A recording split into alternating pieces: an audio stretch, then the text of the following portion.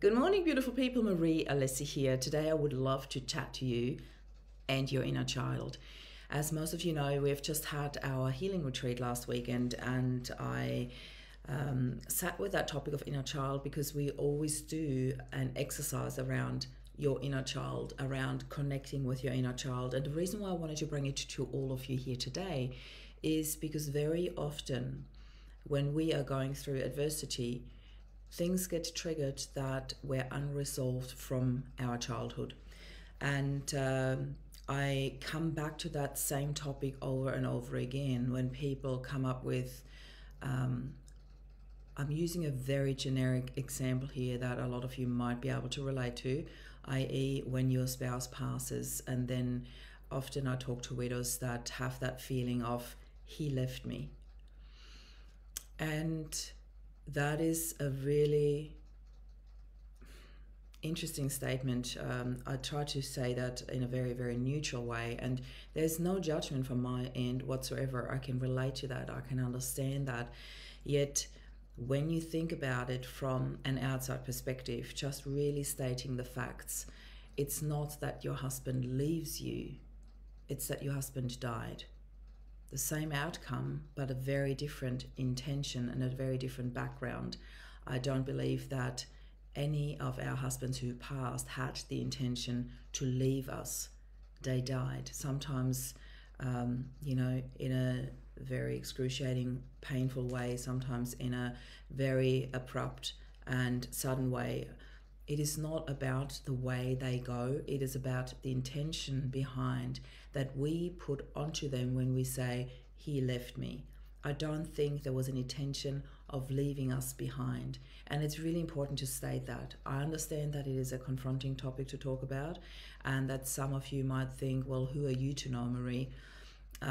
Let's just stay with the facts from an outside perspective. So when you are left with that feeling of, he left me behind, I would love for you to dig deep and retrace the steps to your childhood and maybe see if you can find any of that emotion in your childhood.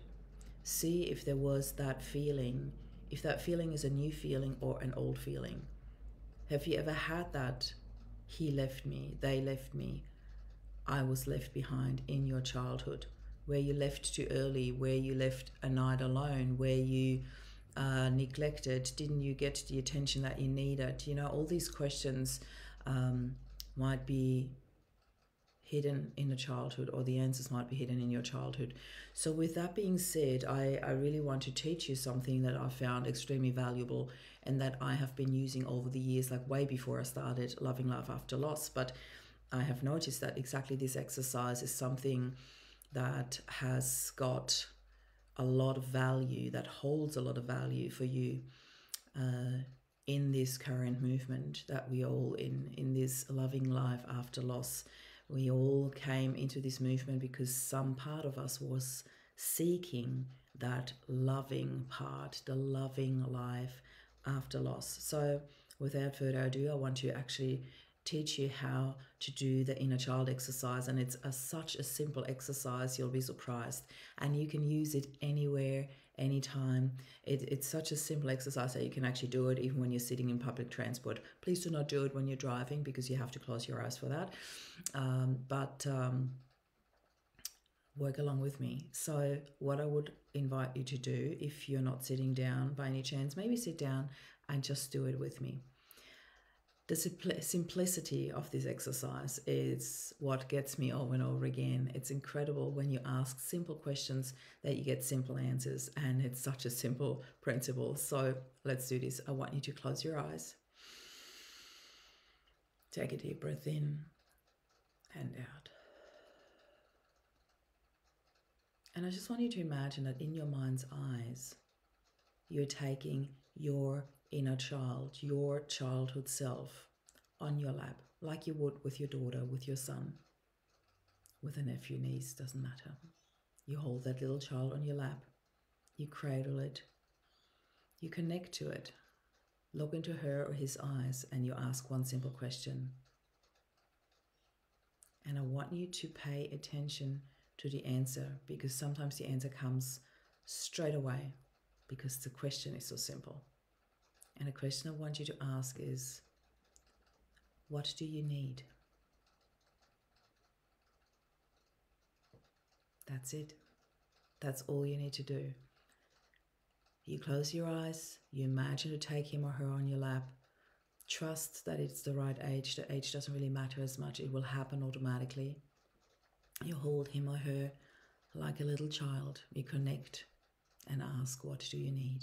And by asking that simple question, often the answer comes back immediately and simple. And that can be as simple as attention, love, connection, play with me. It doesn't matter. There are so many examples, but I want you to pay attention. That's what matters. What matters is that you pay attention to the answer. Don't be in your head, because you might be construing whatever there is. There are other exercises that we do later as well, but I really wanted to start with a simple one, the one that matters the most right now, the one that often gets triggered when you are experiencing adversity like right now. Most of you who are in this group right now have experienced or are experiencing adversity right now as we speak. And I encourage you to take time out to do this exercise whenever you feel overwhelmed, whenever you feel left behind, whenever you feel that nobody is looking after you anymore, that you don't feel cared for. These emotions are often rooted in your childhood. So I truly hope that you get value out of that. I would love for you to tell me what was the number one thing that was really important for you that you got out of this exercise. Please share that in the comments below. And if you are watching this on YouTube, please hit the subscribe button and put on the little notification bell so you hear every time when we post valuable content for you.